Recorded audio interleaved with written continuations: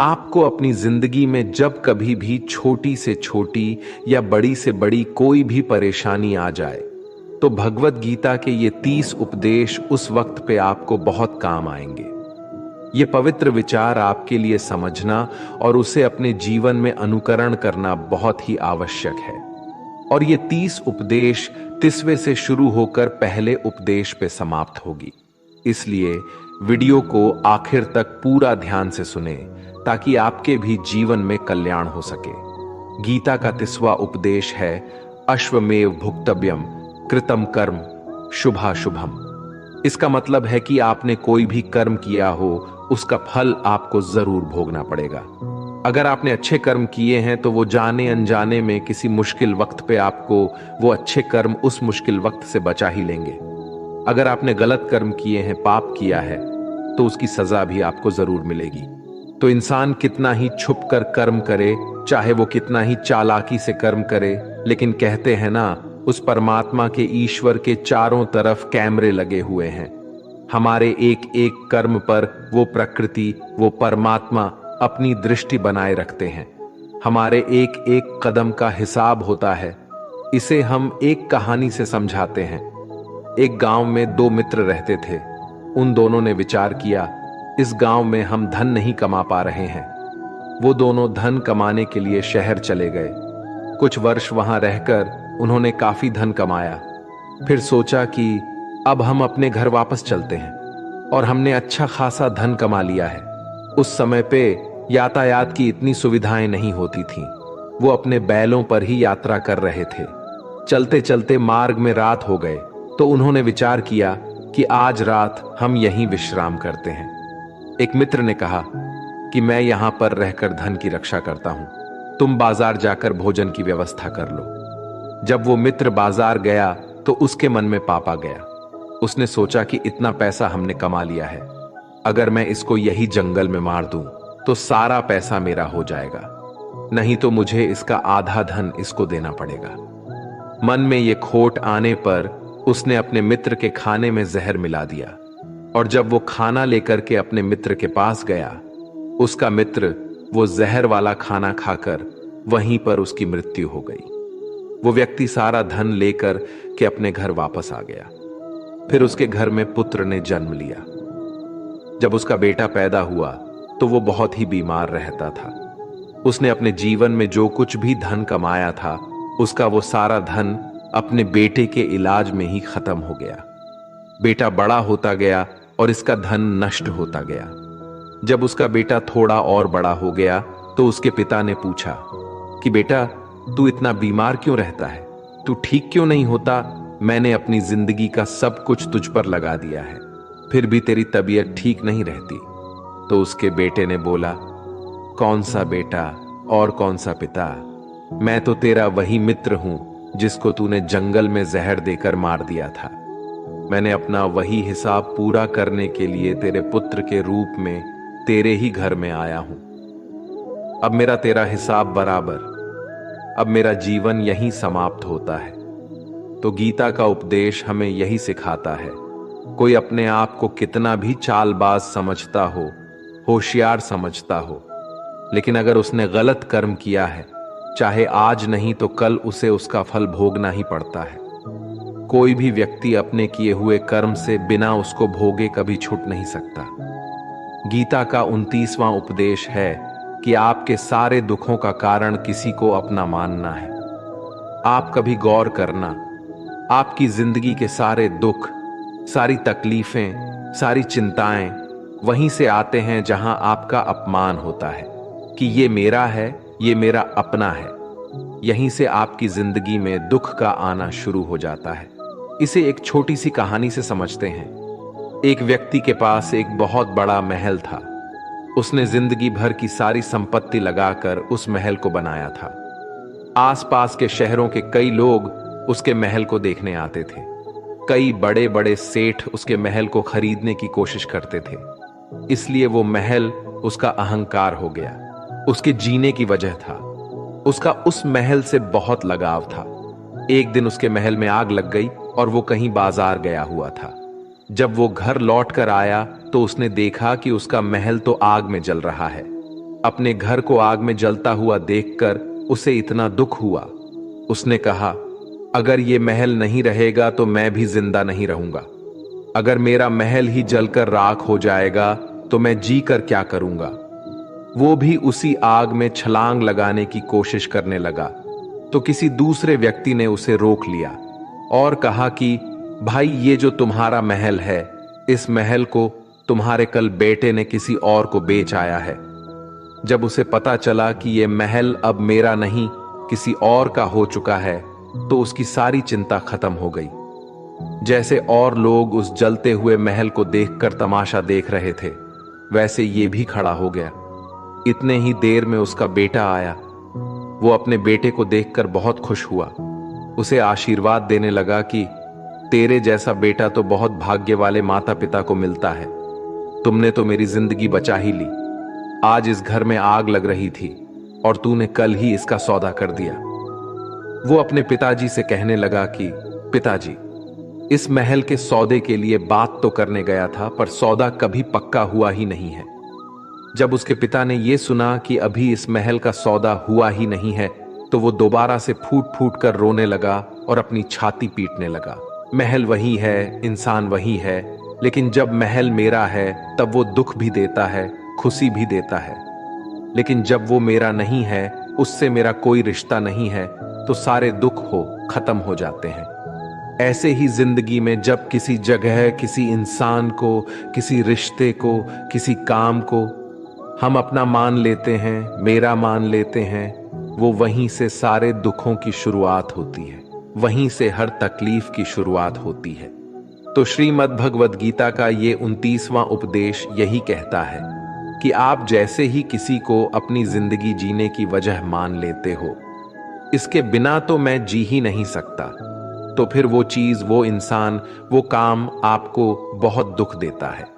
दोस्तों, इससे पहले कि हम 28वें उपदेश पर जाए, आपसे विनती है कि अगर आप इस वीडियो से कुछ भी सीख रहे हैं तो इस वीडियो को एक लाइक कर दीजिए और इस चैनल को सब्सक्राइब कर लीजिए। तो फिर चलिए आगे बढ़ते हैं। गीता का 28वां उपदेश है कि आज मैं जियो।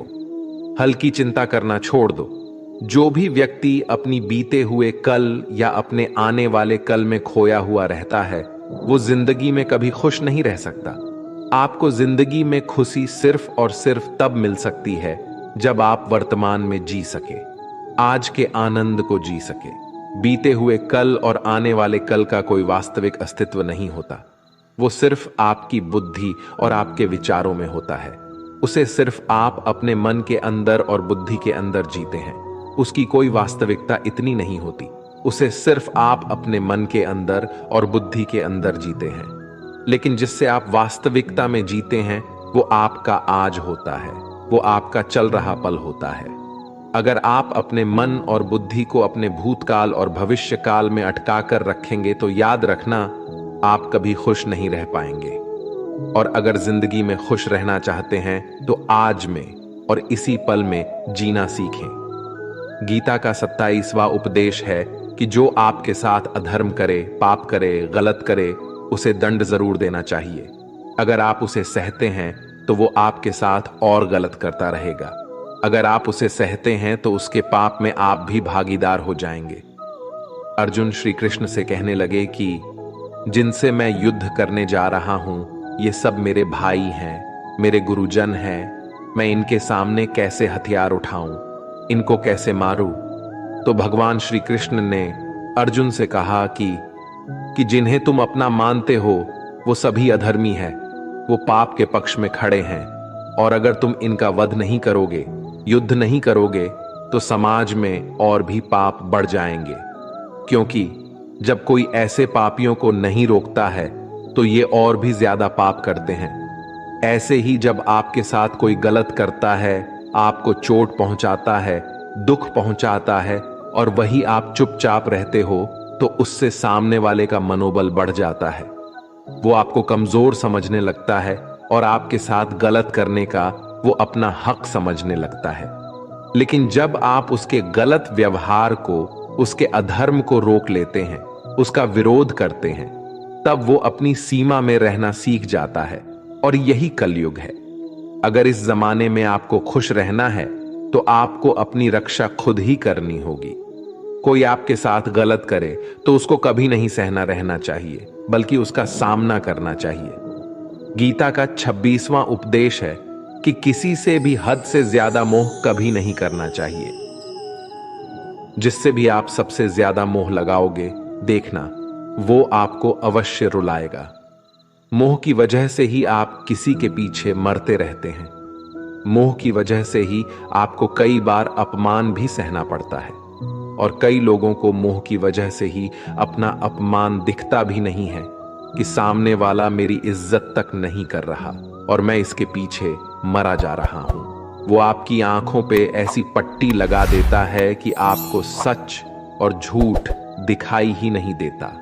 आपको किसी इंसान का चेहरा दिखाई नहीं देता। आप जो देखते हैं, जो सुनते हैं, उसी पर यकीन करने लगते हैं, फिर चाहे आपको कितना ही दर्द मिल रहा हो। अगर आप किसी इंसान को ठीक से समझना चाहते हैं, उसकी सच्चाइयों को जानना चाहते हैं, तो उसके लिए बहुत जरूरी है कि आप उसके मोह से जल्द बाहर आ जाएं। आपका मोह आपको दुख देता है।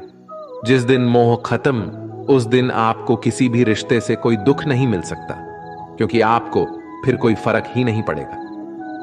गीता का 25वां उपदेश यह है कि आप वो मत करो जो सभी करते हैं, बल्कि वो करो जो आपके लिए सही है। स्वधर्मम निधनम श्रेय भारत धर्मो भयावह। श्री कृष्ण ने अर्जुन से कहा कि एक जो तेरा कर्तव्य है, जो तेरे लिए सही है, जो तुझे करना चाहिए वो कर तू।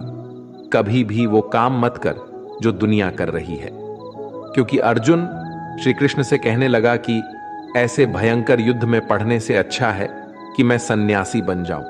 तो श्री कृष्ण ने अर्जुन से कहा कि सन्यासी बनना तेरा कर्म नहीं है, तेरा धर्म नहीं है, क्षत्रिय है तू। कर्म और तेरा धर्म यही है कि तू अधर्म का नाश कर, धर्म की रक्षा कर। ऐसे ही हर इंसान का एक अलग कर्तव्य होता है, एक अलग ही मार्ग होता है। तो कभी भी उस मार्ग पर मत जाना जहां सारी भीड़ जा रही हो। कभी भी वो काम मत करो जो दुनिया करती है, कि आजकल का ये ट्रेंड हो गया है, ये फैशन हो गया है, सब करते हैं इसलिए हम भी कर रहे हैं।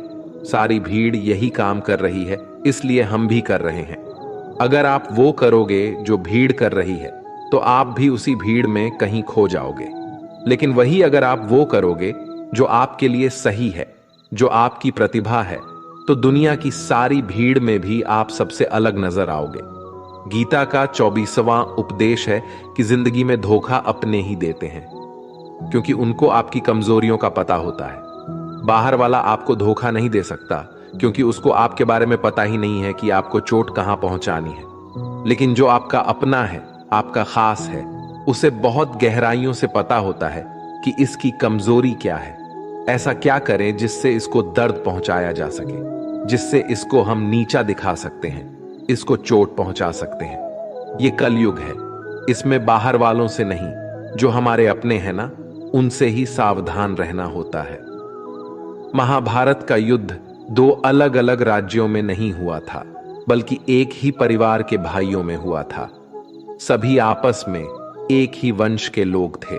कितनी बार दुर्योधन ने जहर देकर भीम को मारना चाहा। न जाने कितनी बार दुर्योधन ने पांडवों को जान से मारने की कोशिश की।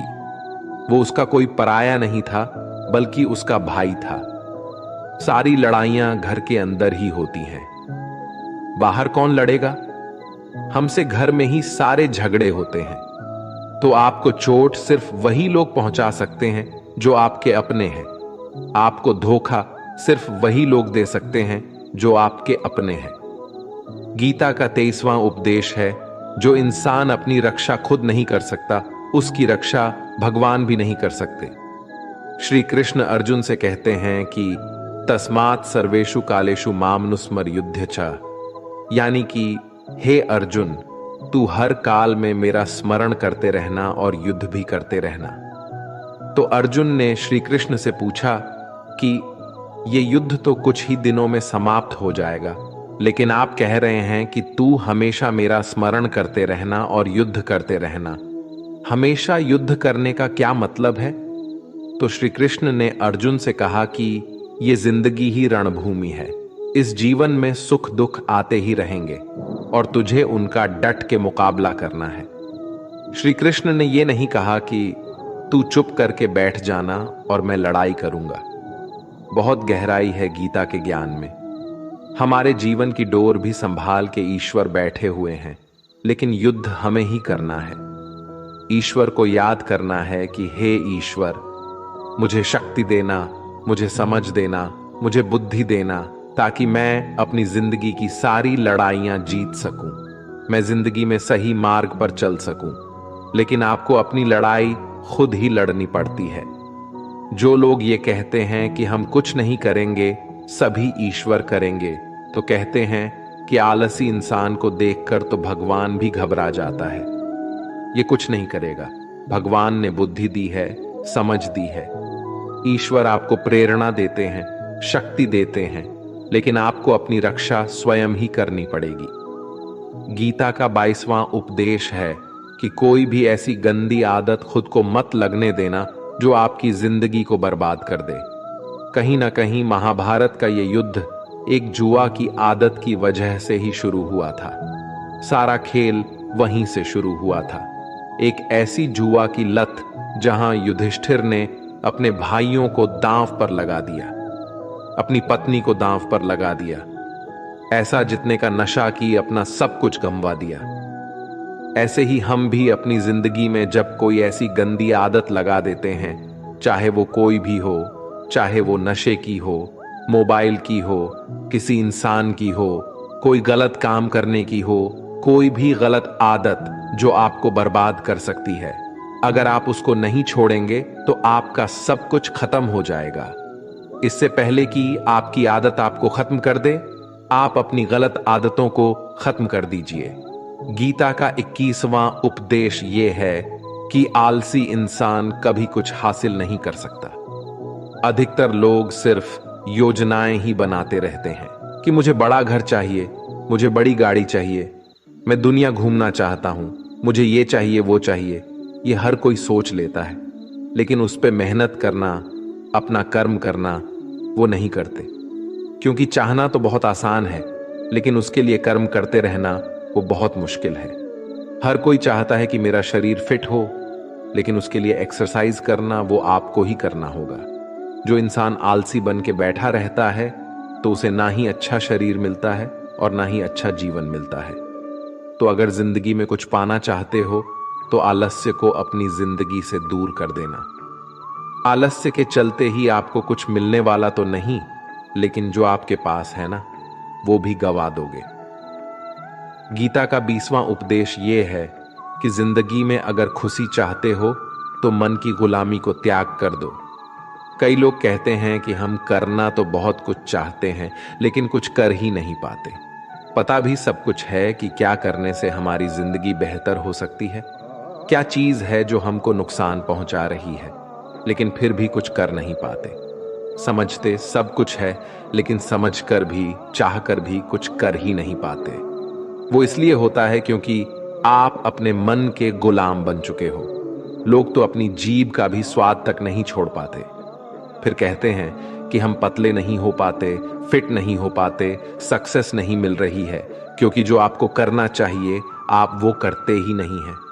आपका मन सब कुछ समझकर भी आपको वो करने ही नहीं देता। इसलिए जिंदगी में अगर आगे बढ़ना है तो अपने मन के अनुसार चलना छोड़ दो। जो आपके लिए सही है वो ही आपको करना चाहिए। गीता का 19वां उपदेश यह है कि जो आपका है वो आपको मिल के ही रहेगा, और जो नहीं मिला है उसके लिए रोना छोड़ दो। आप जिसके लिए जितना रोगे वो चीज आपसे उतना ही दूर चली जाएगी, और जो चीज आपकी सच में है वो कहीं ना कहीं से आपके पास जरूर पहुंच जाएगी। इसलिए जो आपको जिंदगी में हासिल नहीं हो रहा है, हासिल नहीं हुआ है, उसका पछतावा करना, उसके लिए रोना आपको बिल्कुल बंद कर देना चाहिए। गीता का 18 उपदेश ये है, आप संसार में जितना प्रेम लगाओगे उतना ही जीवन में दुख और पीड़ा का अनुभव करोगे। गीता का 17वां उपदेश ये है कि जिस इंसान को बात बात पर क्रोध आता है, सुख और शांति उसके जीवन में कभी नहीं आ सकते। क्योंकि जो इंसान बहुत ज्यादा क्रोधी होता है, उसके सारे मित्र उसे छोड़कर चले जाते हैं। वो अपने मन में भी दर्द में ही जीता रहता है, तकलीफों में जीता है। ज्यादा गुस्सा करके या ज्यादा क्रोध करके जो भी आपके पास है ना, वो आप उसे खो दोगे। और ऐसे इंसान को शांति कभी नहीं मिलने वाली है। इसलिए अपनी जिंदगी में शांति अगर चाहते हो तो बात बात पर गुस्सा करना छोड़ देना चाहिए। गीता का 16वां उपदेश है कि चाहे आप किसी की मदद करें या ना करें, लेकिन जानबूझकर कभी किसी का दिल नहीं दुखाना चाहिए। क्योंकि जब आपकी वजह से किसी का दिल दुखता है ना, तो याद रखना आपको भी वही दर्द एक दिन जरूर मिलेगा। लेकिन जब आप किसी का दिल दुखाते हैं तो आपको भले पता ना चलता हो, लेकिन जब कोई भी आपका दिल दुखाता है तब आपको समझ में आ जाता है कि दिल पर चोट लगने की वजह से कितना दर्द होता है। इसलिए चाहे आप किसी की मदद करो या ना करो, लेकिन किसी का दिल कभी भी नहीं दिखाना चाहिए। गीता का 15वां उपदेश यह है कि जो मुश्किल वक्त में, जो दुख के समय में आपका साथ दे, सिर्फ वही आपका अपना है। बाकी सब अपनेपन का नाटक करने वाले बहुत लोग होते हैं। बड़ी बड़ी बातें करने वाले बहुत लोग होते हैं कि हम आपसे बहुत प्रेम करते हैं। कोई भी दुख हो, कोई भी तकलीफ हो, हमें याद कर लेना। लोग दुख उठाने की बात करते हैं, लोग आने जाने की बात करते हैं, हाथ मिलाना तो ठीक से नहीं जानते और दिल मिलाने की बात करते हैं। जब सच में आपकी जिंदगी में तकलीफ आएगी ना, तब आपको समझ में आ जाएगा कि आपका साथ देने के लिए कौन खड़ा है और कौन भाग गया। क्योंकि उस समय पे सारे लोग भाग जाते हैं। क्योंकि लोगों को पता होता है कि ये व्यक्ति हमारे पास आया तो हमसे मदद ही मांगेगा और वो हमें कुछ दे नहीं पाएगा। लोग आपसे सिर्फ तभी रिश्ता रखते हैं जब आप उन्हें कुछ दे सकते हैं और आपसे उन्हें कुछ फायदा हो सकता है। लेकिन जब लोगों को ये पता चल जाता है, ये समझ में आ जाता है कि उनको आपसे कोई फायदा नहीं होने वाला, बल्कि उनको तो आपकी मदद करनी पड़ेगी, तो वो आपको दूर से ही देखकर भाग जाते हैं। इसलिए जो आपके मुश्किल वक्त में आपके साथ खड़ा हो, सिर्फ वही आपका अपना होता है। बाकी इस दुनिया में सब पराये होते हैं। क्योंकि सिर्फ अपना अपना कह देने से कोई अपना नहीं हो जाता। गीता का 14वां उपदेश है कि जो भी होता है अच्छे के लिए होता है, और जो हो रहा है वो भी अच्छे के लिए ही हो रहा है, और जो आने वाले भविष्य में होगा वो भी अच्छे के लिए ही होगा। वैसे ये बहुत गहरी बात है। कुछ चीजें जिंदगी में ऐसी होती है जो हमें लगता है कि मेरे साथ ही ऐसा क्यों हुआ, मेरे साथ ही होना था ये सब। लेकिन जब वो वक्त गुजर जाता है, एक दिन हमको समझ आ जाता है कि अगर हमारे साथ ये सब नहीं होता तो आज हम इस मुकाम पर नहीं होते। अगर मेरे साथ ये सब नहीं होता तो शायद हमारी जिंदगी और भी बर्बाद हो सकती थी।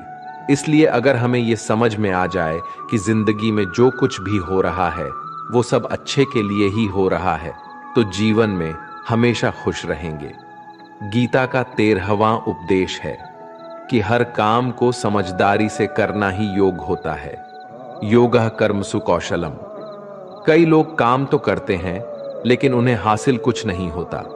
बहुत लोग कहते हैं कि हम तो मेहनत बहुत करते हैं, तब भी जिंदगी में सफलता हासिल नहीं हो रही है।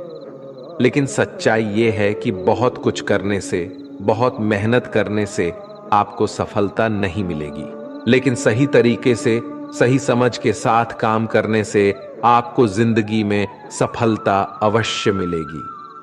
गीता का 12वां उपदेश है कि कभी भी किसी भी चीज की अति नहीं करनी चाहिए। कोई भी चीज हद से ज्यादा नहीं करना चाहिए। किसी से प्रेम भी हद से ज्यादा मत करना। किसी से नफरत भी हद से ज्यादा नहीं करना। हद से ज्यादा मीठा भी खराब हो जाता है। हद से ज्यादा कड़वा भी खराब हो जाता है। हद से ज्यादा आराम भी आपको बीमार कर सकता है।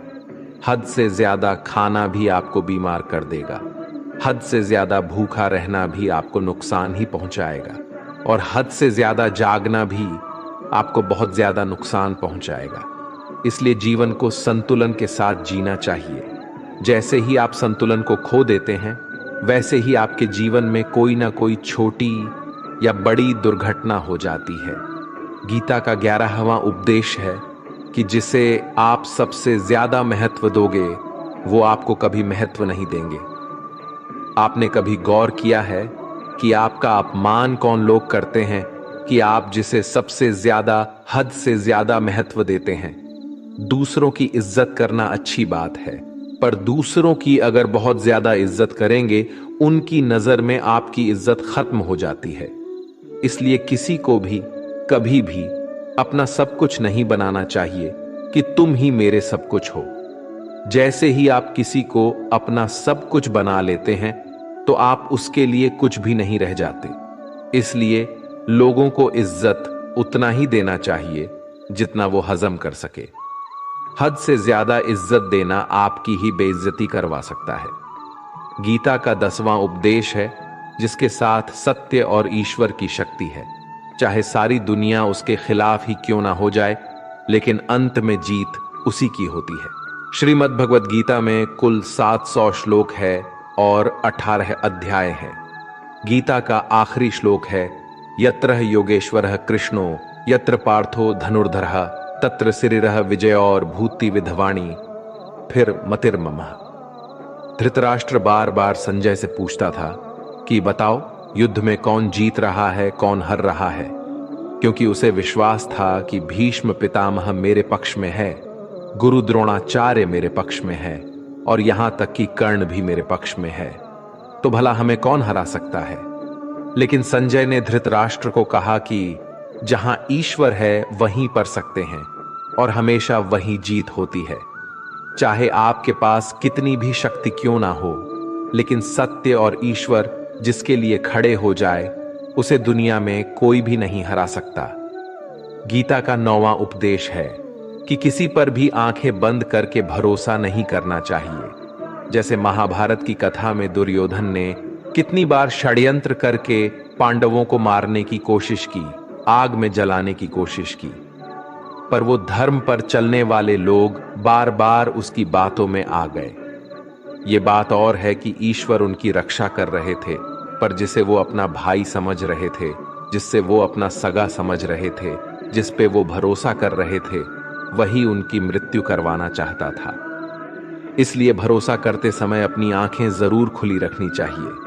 गीता का 8वां उपदेश है कि जीवन में वैसे तो लड़ाई झगड़े से बचना चाहिए, लेकिन जब बात आपके चरित्र, सम्मान और अधिकार की हो, तो लड़ना भी चाहिए।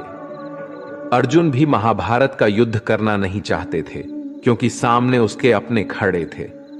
लेकिन श्री कृष्ण ने उन्हें उपदेश दिया कि यहां पर बात लड़ाई की नहीं है, तेरे सम्मान की है, तेरे चरित्र की है, तेरे अधिकार की है। जो द्रौपदी के साथ कौरवों ने भरी सभा में अपमान किया, उसे नग्न करने की कोशिश की, इतना बड़ा अधर्म किया, वो तुम्हें कभी नहीं सहना चाहिए। इसलिए बात जब आपके चरित्र पर आ जाए, आपके सम्मान पे आ जाए, तो चाहे वो अपना ही क्यों ना हो, आपको उसके साथ अवश्य ही लड़ना चाहिए। गीता का 7वां उपदेश है कि चाहे कितना भी बुरा वक्त आ जाए, लेकिन जो इंसान जिंदगी में कभी हिम्मत नहीं हारता, वो सब कुछ हासिल कर सकता है। जब पांडव लोग जुए में सब कुछ हार गए, उनको 12 साल के लिए वनवास मिला और 1 साल के लिए अज्ञातवास। वो भिक्षा मांग के अपनी जिंदगी को पालते थे, भयानक जानवरों के बीच जंगलों में भटकते रहते थे। लेकिन इतना मुश्किल वक्त झेलने के बाद भी आखिर में विजय उन्हीं की हुई, क्योंकि उन्होंने अपने अंदर कभी हिम्मत नहीं खोई।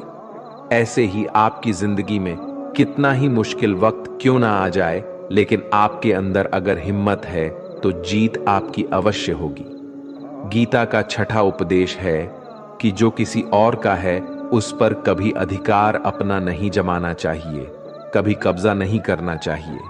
जब शकुनी ने षड्यंत्र करके पांडवों को हस्तिनापुर से अलग करवा दिया, एक राज्य दे दिया जहां की भूमि भी बंजर थी, जहां और कुछ नहीं हो सकता था, लेकिन पांडवों ने उस शहर को इतना सुंदर बना दिया, इतना वैभवशाली बना दिया कि हस्तिनापुर भी उसके आगे फीका लगने लगा और उसके वैभव को और सुख को देखकर दुर्योधन अंदर ही अंदर जलता था और इसलिए उसने कई षड्यंत्र करके उनका वो खांडव प्रस्थ भी उनसे छीन लिया। जो चीज उनकी नहीं थी उस पर भी कब्जा किया। तो उसका आखिर में परिणाम यही हुआ कि जो चीज उनके पास थी वो भी उसके पास नहीं रही, उसे गंवाना पड़ गया। इसीलिए जो आपका नहीं है कभी उस पर अधिकार नहीं जमाना चाहिए। गीता का 5वां उपदेश है कि वो इंसान जिंदगी में सफल माना जाएगा जो अंदर से हमेशा खुश रहता है। बाहर से तो सभी खुश दिखाई देते हैं, लेकिन अंदर से इंसान अशांति से भरा रहता है। बहुत पैसा कमा लिया, कामयाबी हासिल कर ली, लेकिन वो कामयाबी असली नहीं। असली कामयाबी तब मानी जाएगी जब आपका मन खुश रहता हो। गीता का 4था उद्देश्य यह है कि आप जैसा अन्न खाओगे वैसा ही आपका मन और आपकी बुद्धि होगी। अब वैसा ही कर्म करोगे और वैसा ही आचरण करोगे। सात्विक अन्न खाओगे तो आपका मन भी सात्विक होगा, सात्विक व्यवहार भी करोगे, सोच भी आपकी अच्छी होगी। श्री कृष्ण ने भागवत गीता में सात्विक, राजसी और तामसी इन तीनों आहारों का विस्तार से वर्णन किया है कि क्या खाना चाहिए, क्या नहीं खाना चाहिए। पर इसका निचोड़ यही है कि जो मनुष्य सात्विकता से भोजन करता है उसे जीवन में सुख और शांति अवश्य मिलते हैं। गीता का 3रा उपदेश है कि बुरा इंसान कभी अपनी बुराई नहीं छोड़ेगा। चाहे आप उसके साथ कितना भी अच्छा चलो, वो आपको तकलीफें अवश्य ही देगा। इसलिए जो जैसा है आप उसके साथ वैसा ही व्यवहार करें। बुरे इंसान के साथ आप कितना भी अच्छा बन जाओ, वो कभी अच्छा नहीं बनने वाला। दुर्योधन जंगल में पांडवों को मारने के लिए गया था, लेकिन वहां पर भी लोगों ने दुर्योधन को पकड़ लिया। उसका मित्र कर्ण भी उसे छोड़कर भाग गया।